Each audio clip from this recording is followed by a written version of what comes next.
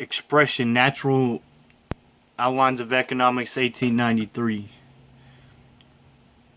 Expression, natural and indestructible properties of the soil. It is inadequate and misleading expression. Not that there is nothing but standing room to be considered under such a term. We will therefore adopt another expression to explain what we mean by quality in land, namely, the irremovable conditions affecting its productiveness. Of these, extent, standing room, is conformation, and its climate are essentially natural and indestructible. Others, such as connected with the soil in the narrow sense, are not indestructible nor necessarily natural, but they affect rent nonetheless.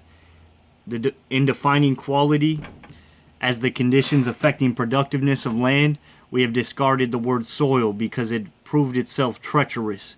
We have omitted the words natural and indestructible because a fertility may be artificial and it is always destructible. On the other hand, fertility, even when artificial, becomes essentially a part of the land. Of course, it is physically removable, but not economically so. From the case where capital is embodied in the land and essentially assimilated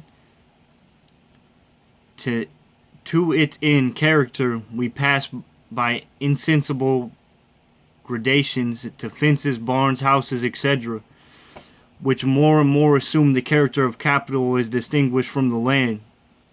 It would of course be possible to restrict the term land to strictly natural land and apply the term capital to all products, including the soils of old land. This would be a logical distinction, but like so many logical distinctions, it would be confusing. On the other hand, if we include under land all capital that has been incorporated in it, we must recognize that there is no absolute line of division between land and capital. Thus, we are again reminded that distinctions in economics as well as in practical life are questions of convenience and are good or bad according as they are more or less useful. The second great fact regarding land is location. On one side, this is closely connected with climate.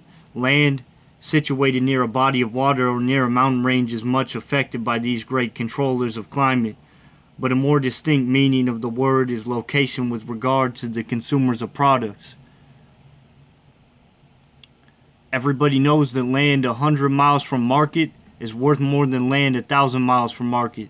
The difference is simply one of transportation. This, however, is not simply a question of distance, but also one of accessibility. Land may be far away and yet easy to reach, or near and difficult of access. It will be noted that any change in the cost of transportation affects rent. The rents of England have been revolutionized by cheap oceans transportation, which has practically brought distant land very near to her shores. To this fact of location we must ascribe almost wholly the enormous rents paid for the city lots as contrasted with insignificant rents paid for lots in the suburbs or in the small towns. Here again, transportation powerfully affects rent. Good means of rapid transit increase the value of suburban lots and check the rise of city rents.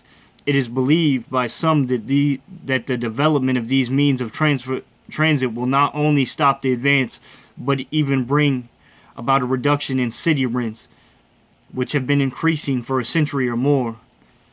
Having noticed the land differs greatly in quality and location, we may not now reduce these two differences for purposes of convenience to one. Suppose a man in New York City owns 2 farms, one in Dakota and one in New York, and the farm in Dakota produces 30 bushels of wheat to the acre, and it costs 10 bushels of this to get it to New York City, while the New York farm raises 22 bushels, and it costs 2 bushels of this to get it to market. The farms are equally productive. So far as the owner is concerned, if the other conditions of production are the same, the land is equally valuable to the owner. To be short, we may say that the 2 pieces of land are equally good land. Whenever we speak of good land, therefore, in connection with the subject of rent, we mean land which, for all reasons taken together, is desirable.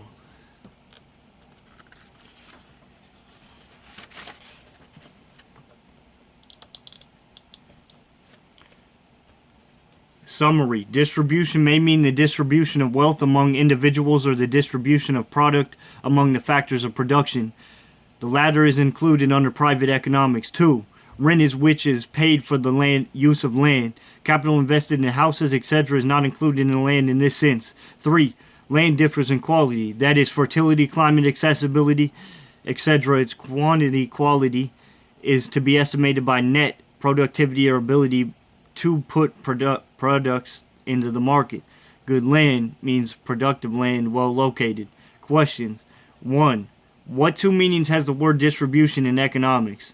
What third meaning not recognized in economics? 2.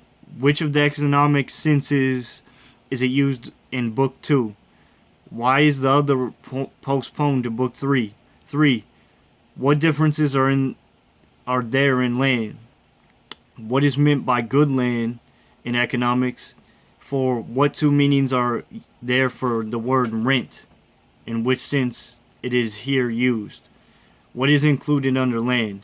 Literature, progress and poverty, social problems, land and its rent, capital and its earnings. Chapter 2. Rent and without free land.